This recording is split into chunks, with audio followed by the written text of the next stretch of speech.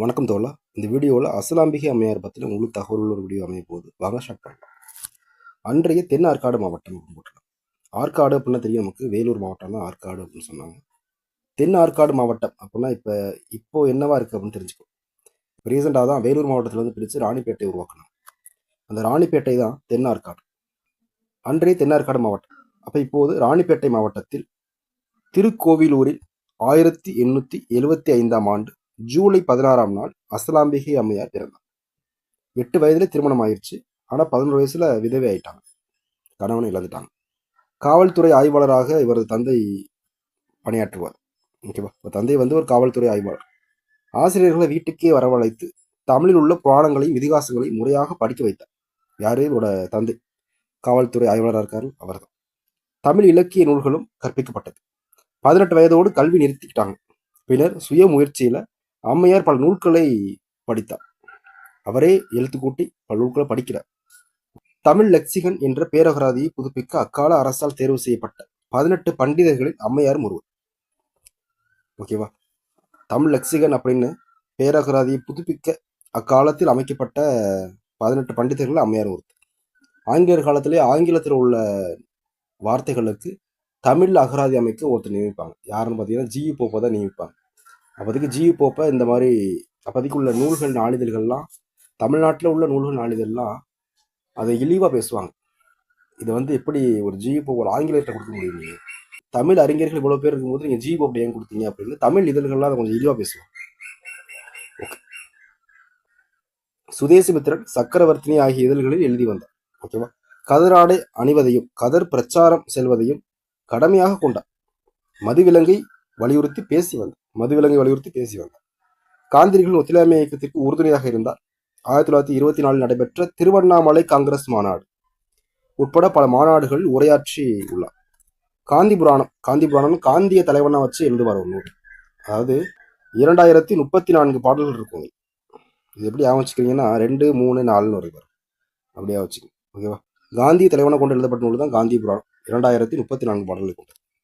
அதுக்கடுத்து திலகர் மான்மியம் அப்படின்னு ஒரு நூல் எழுதியிருக்காரு. ஆகிய 2 படைப்பு தமிழ் வெளிவந்த தத்துவமிக்க அரசியல் வரலாற்று இலக்கணங்களாகும். பேச்சும் எழுத்தும் ஆங்கில ஆட்சிக்கு எதிராக அம்மையாரின் இருபெரும் ஆயுதங்களாக இருந்தது. பேச்சும் எழுத்தும். ஓகே, கொஸ்டின் ஆன்சர் பார்த்துடலாம் வாங்க.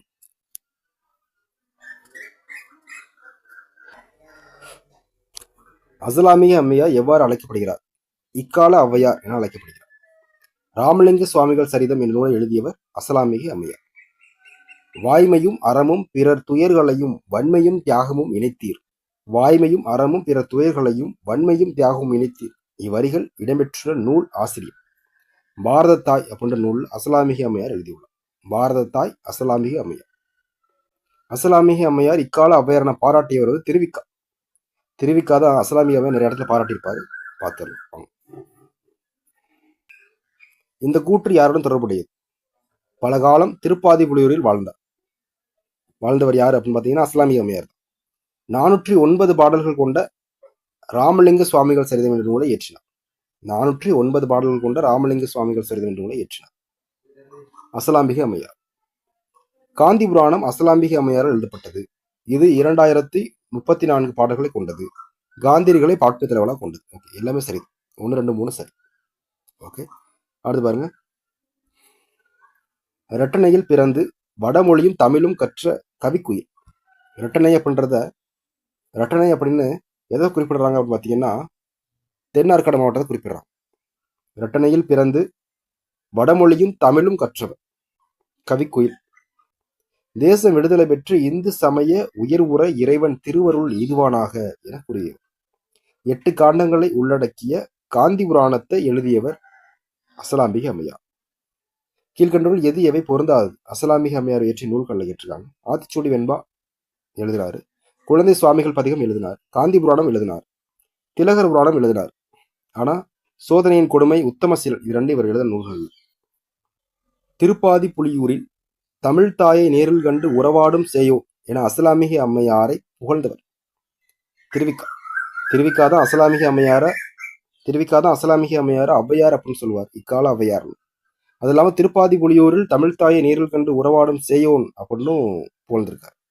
தேசம் விடுதலை பெற்று இந்து சமயம் உயர்வுற இறைவன் திருவருள் எய்துவானாக என்று அஸ்ஸலாமிக அம்மையார் பாடிய நூல் காந்திபுராணம்.